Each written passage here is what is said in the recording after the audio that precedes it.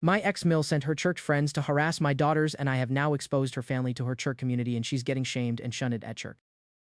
My 46F daughters, 17 and 15, have a strained relationship with my ex-husband's parents, 78M and 80F. My ex passed away in an accident last year, and we've had some major family drama since due his cheating and him leaving two boys born with his affair partner orphaned. She also died. Part of the drama has been my ex-in-laws trying to get custody of my daughters and them also trying to live with us. First one we're going to court over, second one will never happen.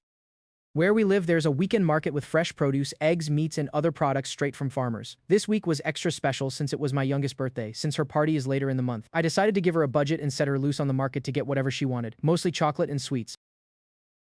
After an hour, I did start getting worried, and just before I called her, she called me. She was crying, saying some weird people have cornered her. I ran to her with my oldest daughter to find 6 older women berating my daughter for being unchristian, for refusing to spend time with her paternal grandparents, or for wanting to be a good big sister to her poor orphaned baby brothers. My daughters are the ones that found out about my ex cheating and the babies, so they aren't fond of the kids. It's trauma, and they are working with a therapist. I got between the group and my daughter, telling my eldest to go pay the stuff her sister had and to go to the car. Then I turned to the women, some who I knew from when we went to my ex-in-law's church, and ripped them a new one. They told me I was worst for refusing to obey my ex-in-laws, like a good Christian wife, barf. Eventually the screaming turned too loud and we were all asked to leave the market. I met with my girls in the car, the women following me like a group of vultures. I managed to get in the car and drove away. After my girls went to bed, I got online to talk to another member of that church that I'm in good terms.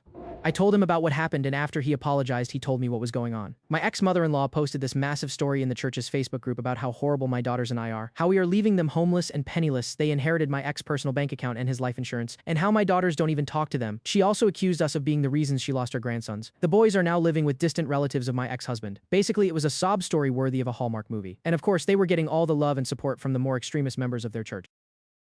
This church and its members are a bit annoying, especially with LGBTQ topics, but they have a small saving grace. They are incredibly strict about cheating. It's a big no-no, be it from a husband or a wife equally. Now how did she get around blaming me about affair children without exposing the cheating? She claimed the other woman was our surrogate since I was unable to have more children, then said I didn't want the babies because they were boys, which is absolutely disgusting to be accused of. Well, I decided it was time to clean up this mess. And since I was mid-divorce when my ex died, I had all the evidence needed. And since the divorce wasn't completed, I don't have any legal ramification for releasing all the evidence.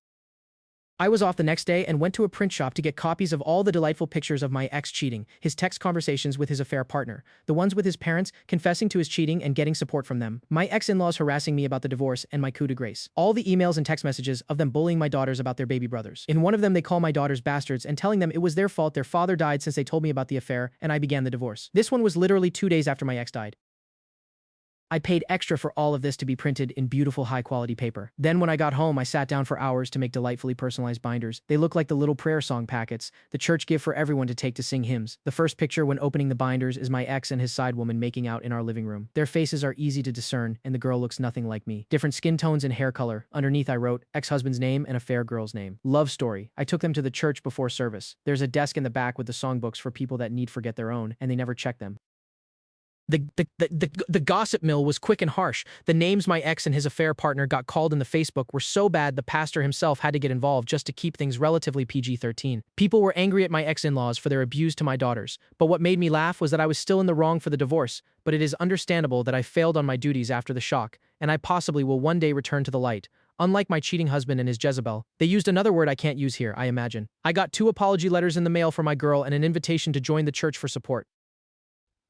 As for my ex-in-laws, they got shamed into leaving the church. My ex-mother-in-law made a post on her wall about how alienated she feels and how no one cares for the elderly anymore. How she wished her great son was still alive since he would have taken care of her and her husband. With what money? I don't know since I was the breadwinner. Explanation on the will. My ex-husband had a will that named his parents as beneficiaries. As far as I was aware, he had told me he had named our daughters, not them. I never pushed for me to be the beneficiary, as my own will has my daughters as the beneficiaries, not him.